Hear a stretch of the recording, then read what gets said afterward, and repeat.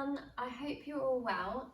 Welcome back to our second video for the Doglopedia for Canine Principles.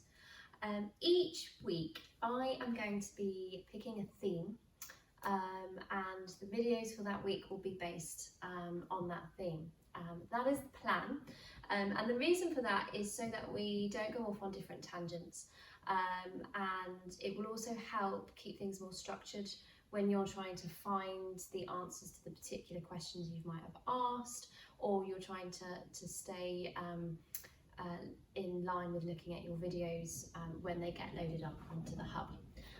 It will also hopefully help if you have any follow-up questions. So it'll be a lot easier for me to slot the answers to your follow-up questions into videos that remain around the same or similar topic, rather than trying to address questions from one thing to the next. So hopefully that will make sense. Hopefully you will agree that it's a good idea to have a weekly theme, and hopefully it all goes to plan. So this week's theme, as you may have already guessed, is the humanistic side to dog training. So we are going to talk a lot about dogs. We are going to look a lot about the different problems and issues that you may experience. We're going to look at perhaps practical elements to coaching and training, and we're also going to look at theory and theory-based elements to what we do as professionals. However, what is really important is that we also can understand the role of us in those training and coaching packages that we're putting together for our clients. We have to understand the role that we're playing in order to make sure that our behaviour is not affecting our client's behaviour, and our client's behaviour is then therefore not affecting their dog's behaviour. If we can't understand the role that we play, then our coaching plans are all going to fall apart. So we know that as professionals we can't judge. People have come to us to have help, to get help for a particular problem. So one of those things that is so important as a professional is empathy. We looked at empathy yesterday and getting our dogs to, getting our owners, and our guardians to empathise with their own dogs so that they can understand their dogs better and so that they can put themselves in their dog's shoes. We today are going to look at ourselves and our empathy and empathising with our guardians, with our clients, and making sure that we really understand where they're coming from.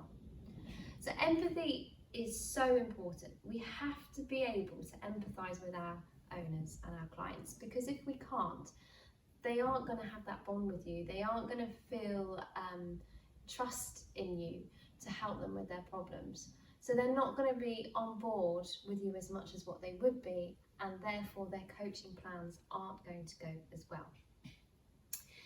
It can be really easy for us as professionals to bunch clients into a category. Those clients are struggling with lead pulling, those clients are struggling with recall, those clients are struggling with puppy problems. However, to us, those problems might be something we see every day, and it might be simple solutions to us. However, to our clients, those problems that they are facing are very real problems. They are problems that are affecting their life in many cases. Not being able to nicely walk their Labrador down the road without their Labrador trying to pull their arm socket out might be causing them so much stress. They may have had to go to an osteopath or a physiotherapist because their shoulder's hurting. So whilst it might seem in some cases simple solutions because we know what to do as professionals, to them it's real, it's very real, and we need to be able to show them that we understand how real those problems are for them. because like I say, they will trust you and a lot more, and it will invest in your coaching plans a lot more if they feel that you know how they feel. It is, like I say, it's so important. If you have been lucky enough as a guardian of your own dogs to not live with a severe behavioural issue, or even to have had the behaviours such as pulling on the lead and recall, and actually your dogs have been fabulous and they've done really well and are quite straightforward dogs, you can still empathise. Even if you haven't been in that position yourself previously, you can still empathise. And how do you do that? The way you do that is by listening to your clients. Listen to what they have to say, listen to their problems, and listen to how it's affecting their lives. And then put yourselves in their shoes. How would you feel if? And only then can you really start to understand the problems that they are having and how personal those issues are to them. One other point on empathy is we talk about environmental management, and with certain problems, looking at how people can prevent the problems by managing the environment. Sometimes I see clients who really can struggle with that, because in many cases it means changing the routines, and it means that they've suddenly got to fit this whole new package of measures around their life, and they're busy, and we all live busy lives, and they really can struggle to try and see how they can put that in place. So that's something else that we need to empathise with. We need to say, look, we understand this is going to have a big impact on your life and your daily routine. However, in the long run, it's really going to help reduce your stress levels and reduce your dog's stress levels. One of the most common ones with environmental management that people really struggle with is when you ask them to stop walking their two dogs together. So one of the dogs may have developed a reactivity to other dogs. It could be feeding off onto the other dog, and also it just means that they haven't got as many hands to control the dog that is reacting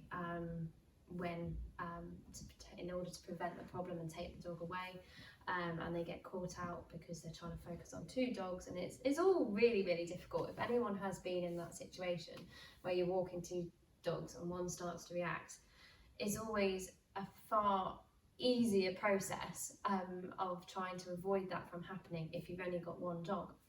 So that's one thing. If I tell people to try and walk their dogs separately, they will sort of have this meltdown. They've only got 45 minutes to an hour a day to spare on dog walks, and dogs have to walk together. It's just part of their daily routine. And they really struggle. So what I do is I say, okay, well, let's sit down, let's look at your routine. Can we try and see if there is any leeway? And 9 times out of 10 there is leeway, but because I'm able to empathise with them, because I've been in a similar situation where after one of my dogs was attacked, she became very nervous on the lead, and my older dog started sort of predicting when something might make her scared, and started to be just barky really.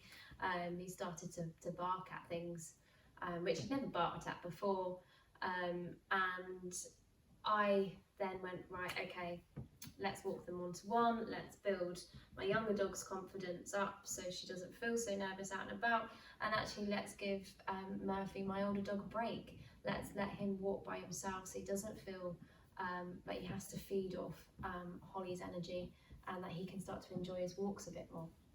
So I had to change my routines, and when speaking with clients about this particular issue, I can give them my own experience. I can tell them, look, I understand where you're coming from. I had exactly the same problem. How on earth am I going to suddenly fit into walks with 2 separate dogs a day? How am I going to do it? But look, I did it. It's fine. I sat down and I looked at my routines, and now I have fabulous walks if my dogs are on lead. And so using your own past experiences yourself can be really a good way to demonstrate that empathy. But also, don't forget, you can use case studies. You can say, my client with such and such a dog was having a very similar issue, and they were struggling to change their routines to fit in the environmental management. But now we sat down and we went through it, and now they're doing really well. They're walking their dogs separately. They've managed to fit it in within their daily routine. The dogs are happier, they're a lot happier, and it's worked really well. And then suddenly your owner starts to think, oh, okay, they get it. They get that it's hard, but if that person can do it, then I can do it. And so so you can call back on your case studies to help you empathise with those clients. So please bear that in mind when you do get a new client.